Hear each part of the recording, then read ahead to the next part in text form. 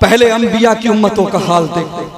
अगर कोई रात के अंधेरे में शराब पीता था तो सारी दुनिया सुबह को जान लेती थी कि इसने शराब पी। कुदरती तौर पे उसके माथे पर शराबी लिख दिया जाए। अगर कोई रात के अंधेरे में जिना करता था तो सारी दुनिया जान लेती थी कि इसने रात के अंधेरे में जिना किया है। अगर कोई चोरी करता था तो सारी दुनिया जान जाती थी। ईमानदारी के साथ बताओ कौन सा गुनाह नहीं कर रहे हमारी शराब। हमारे नौजवान रात दिन जिनाकारी हो रही है।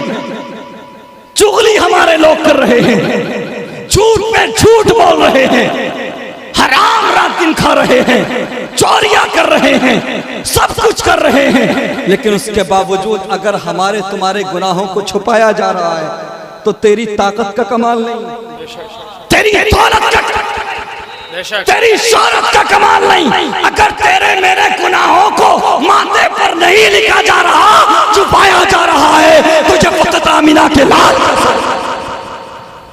वरना पहले होता क्या था, जो उम्मतें नाफरमानियां करती थी रब की, उन उम्मतों को जमीन में धंसा दिया गया। किसी कौम को बंदर बना दिया, किसी कौम को सुअर बना दिया गया।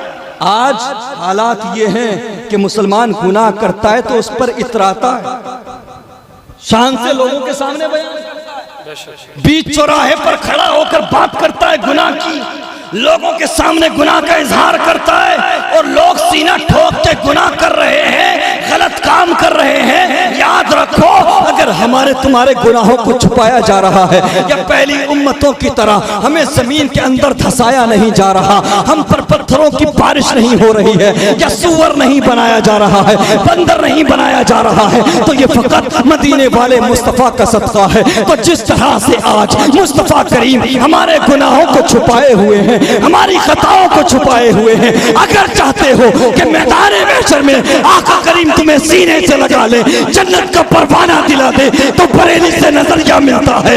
आज ले उनकी पना, आज मदद मांग उनसे, कल मानेंगे क़यामत में अगर मान। नारे तकबीर, नारे रिसालत, मसलके आला हज़रत। मेरे मुस्तफा करीम सल्लल्लाहु अलैहि वसल्लम के प्यारे दीवानों, आज तो मामला ये है, जो जितना बड़ा हरामी है, जो जितना बड़ा गलत काम करने वाला है, गांव के लोग भी उसे ही ज्यादा सलाम करते हैं। ऐसा है कि नहीं? ऐसे हालात है कि नहीं? हराम हलाल कोई परवाह नहीं, चाहे रात दिन दलालियां करता हो, रात दिन झूठ बोलता हो, रात दिन गलत काम करता हो, लोग उसको सलाम कर रहे हैं, उसको इज्जत दे रहे हैं, और बड़े सम्मान के साथ उससे पंचायतें कराते हैं। ऐसा है जो खुद हरामी है उससे पंचायतें आजकल लोग कराते हैं।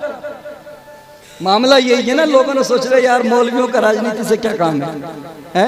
आलिमों का राजनीति से क्या काम है? मैं बेवकूफो गधो, जब तक आलिम राजनीति में रहे पूरी दुनिया में हुकूमत रही। जब तक सियासत और मजहब जुदा नहीं हुए, जब तक राजनीति और दीन जुदा नहीं हुए, तब तक हम दुनिया पर काबिज थे। और जब से ये वाला फार्मूला निकाला गया ना कि मौलवियों का काम है अल्लाह अल्लाह करना, आलिमों का काम है दीन की बात करना, राजनीति करना हमारा काम, यही वजह है हमारी बर्बादी की। ये कितने नेता इस इलाके में, कितने MP MLA हैं मुझे बताओ, क्या इनमें से किसी एक ने भी तुम्हारे या किसी इलाके में कोई कॉलेज या यूनिवर्सिटी बनवाई?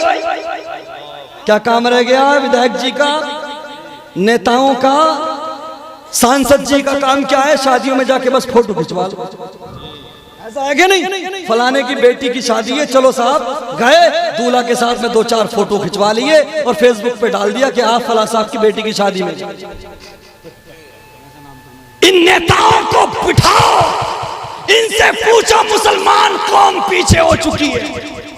और आज शिकवा किया जाता है मौलवियों से, आलिमों से। आलिमों से शिकवा करते हैं कि हम जो परेशान हैं, पीछे हैं, क्या करें, क्या होगा, आलिम इसके जिम्मेदार हैं। आप बताइए ये क्या है भाई? वोट दे रहे हो नेताओं को, वोट दे रहे हो नेताओं को, नाश्ता करा रहे हो नेताओं को, मीटिंगें कर रहे हो नेताओं की, और पीछे होने का दुखड़ा आलिमों से।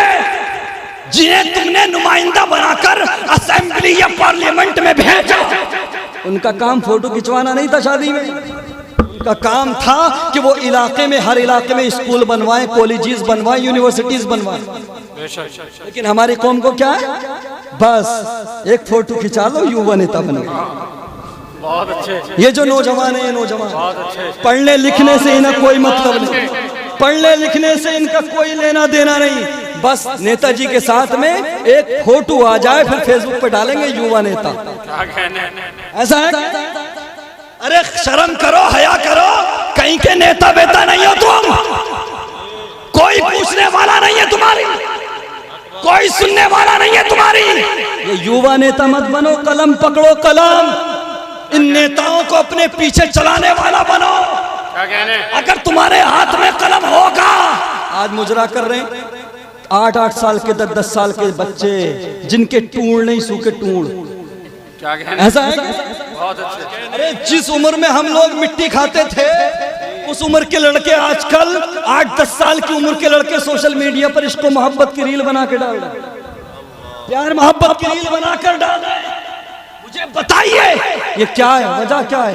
हमारे घरों में इस्लामी कल्चर नहीं, मगरबी कल्चर है। जिस उम्र में हमें यह भी नहीं पता था कि जेंडर मेल और फीमेल क्या है, लड़की क्या है, लड़का क्या है, उस उम्र के लड़के आजकल मोहब्बत की बात करते, इश्क की बात करते, रील बनाते हैं। मैंने कहा इन लड़कों के हाथों से मोबाइल छीन लो, इनके हाथों से मोबाइल छीन लो, कलम दे दो, वरना मुजरा करने वाले रह जाएंगे सिर्फ, और मुजरा करने वाले पैसा कमा सकते हैं, इज्जत नहीं कमा सकते। और नौजवानों सुनो, तुम मुजरा करके 10 मिलियन नहीं 50 मिलियन फॉलोवर्स कर लो, तुम छपरी थे, छपरी रहोगे। सुनो, IAS बन के आओ, IAS बन के आओ, IPS बन के आओ, हम सारे मौलवी मिलकर तुम्हारा इस्तेमाल करेंगे, तुम्हारे गले में लगा देंगे। बहुत अच्छे भाई, जिंदाबाद जिंदाबाद, बहुत अच्छे।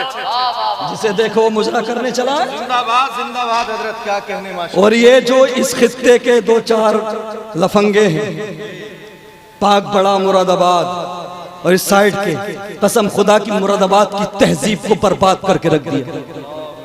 मुफ्ती हम्माद साहब के बिला पूरे हिंदुस्तान में जाते हैं, इनसे पूछिए, ये उलमा किराम पूरे हिंदुस्तान में सफर करते हैं, इनसे पूछिए। मुरादाबाद सदरुल्लाह फाजिल की वजह से मशहूर है। मुरादाबाद में सैयद किफायत अली काफी जैसे मुरादाबाद जिगर मुरादाबादी की वजह से फेमस है। लेकिन इन लफंगों ने मुरादाबाद की तहजीब को बर्बाद कर दिया। कहीं कहीं तो कहने लगे अच्छा आप उसी मुरादाबाद के हो जिस मुरादाबाद के लड़के गाली देते हैं। आज 2-2 साल के बच्चे, 3-3 साल के बच्चे गालियां दे रहे हैं, बुढ़े को भी गाली दे रहे हैं, बाप को भी गाली दे रहे हैं, चच्चा को भी गाली दे रहे हैं, माँ को भी गाली दे रहे हैं। वजह क्या? रात दिन इन्हीं वाहियात लोगों को, इन्हीं लफंगों को हमारे बच्चे मोबाइल पर देख रहे हैं। पहले बच्चे रोते थे तो खवातीन बुजुर्गों के किस्से सुनाती थी, गौसे आजम की करामतें सुनाती थी। आजकल की माएं भी बड़ी एडवांस हो गई हैं। जैसे ही बच्चे ने रोना शुरू किया फौरन मोबाइल निकाल के दे दिया, रील लगा के दे दिया। अब जो वो देखेंगे, जैसा वो देखेंगे वैसे वो बन जाएंगे। बहुत अच्छा। अपने बच्चों के हाथों में मोबाइल मत दो, बल्कि कलम दे दो, कलम। और बच्चों को मोबाइल दिखाकर बड़ा मत करो, कुरान सुनाकर बड़ा करो, कुरान पढ़ाकर बड़ा करो। क्या तुम नहीं जानते, क्या तुम्हें नहीं पता कि अगर माँ कुरान पढ़ने वाली हो तो बेटा माँ के पेट से 17 पारों का हाफिज बन के अब्दुल कादिर पैदा। सुभान अल्लाह, सुभान अल्लाह। माँ कुरान पढ़ने वाली हो तो बेटा साबिर कलियरी पैदा होता है। बहुत अच्छा। माँ कुरान पढ़ने वाली हो तो बेटा ताजुश शरिया पैदा होता है। माँ कुरान पढ़ने वाली हो तो बेटा गरीब नवाज पैदा होता है। तो मैं जो आखिरी बात आपके गोश गुजार कर दूं, बहुत सारे लोग हैं, अब मुफ्ती हम्माद साहब क़िबला का जलसा हो और लोगों की कमी हो, ऐसा तो हो ही नहीं सकता। ऐसा है कि नहीं? बहुत सारे हमारे जिम्मेदार और उलमा तशरीफ रखते हैं, सबको सुनना है। और हमारे नूर भाई के कलाम सुनने हैं, ये बड़ा अच्छा पढ़ते हैं। जितने खूबसूरत हैं ये उतने ही खूबसूरत कलाम भी पढ़ते हैं। माशाअल्लाह। और मुफ्ती उस्मान मंजरी साहब को तो आप कई साल से सुन रहे हैं, ऐसा है कि नहीं?